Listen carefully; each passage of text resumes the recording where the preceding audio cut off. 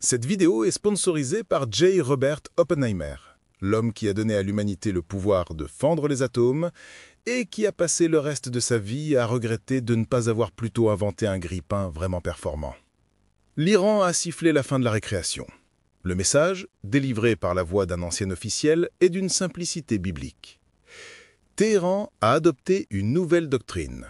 Désormais, le programme nucléaire du pays est calibré pour pouvoir produire une arme atomique en moins de 2 semaines. Ce n'est plus une menace, c'est un chronomètre. Sachez d'ailleurs que la recette de cette charmante apocalypse de poche a été réclamée par nos mécènes les plus impatients sur Patreon. Manifestement, le spectacle de la géopolitique qui fume les a mis en appétit. Ce n'est pas, nous dit-on, une volonté de posséder la bombe, mais la capacité de la fabriquer si vite que n'importe quel agresseur potentiel devrait y réfléchir à 2 fois avant de lancer les dés. Une dissuasion au seuil, comme ils disent. Un peu comme garder un bidon d'essence et un briquet à côté de son voisin pénible, juste pour qu'il reste poli.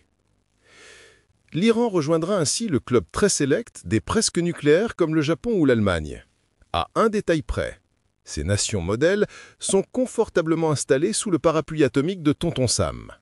L'Iran, lui, n'a qu'un simple passe-montagne pour se protéger des averses de missiles. Et ça change toute la perspective. Pour comprendre cette volte-face spectaculaire, il faut rembobiner un peu.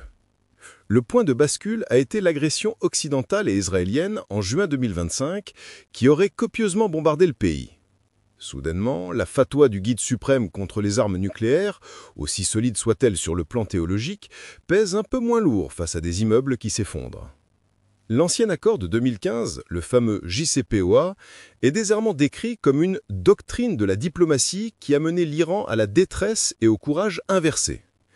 Une formule poétique pour dire qu'ils en ont soupé de se faire tondre la laine sur le dos en échange de promesses en l'air.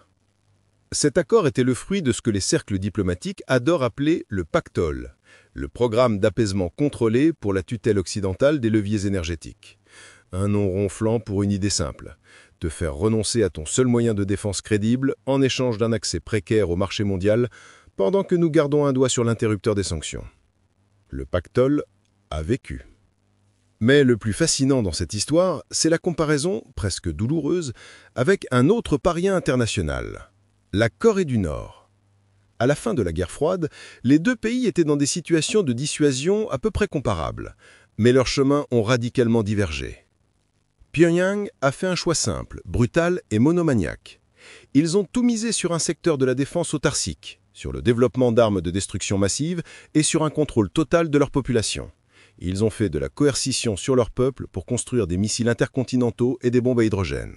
Résultat, personne n'ose plus les bombarder. Ils sont devenus intouchables. Un État voyou, certes, mais un État voyou souverain, que l'on est obligé d'inviter à la table des négociations. L'Iran, pendant ce temps, a tenté une autre voie. Il a négligé une grande partie de ses forces conventionnelles, il n'a pas développé d'armes nucléaires et son territoire est resté une sorte de passoire géante, infiltré en permanence par des militants, des saboteurs et des agents étrangers qui mènent des opérations ciblées avec une facilité déconcertante. Ils ont joué le jeu de la communauté internationale, ils ont signé des accords et ils se sont fait bombarder.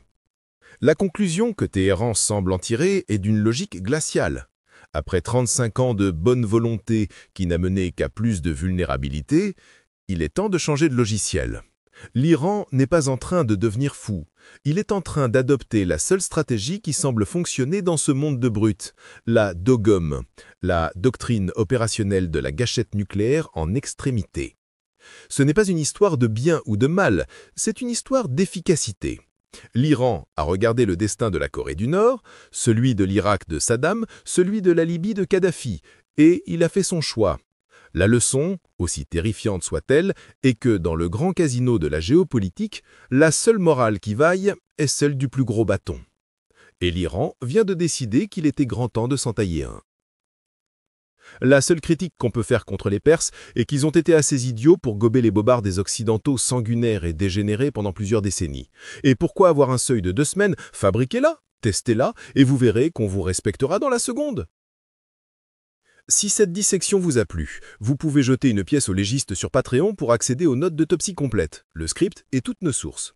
Vous pourrez aussi voter pour les prochaines victimes à passer sur la table. Quant au pouce bleu, considérez-le comme un petit geste de défi narquois face à l'absurdité du monde. Ça ne changera rien, mais ça fait du bien.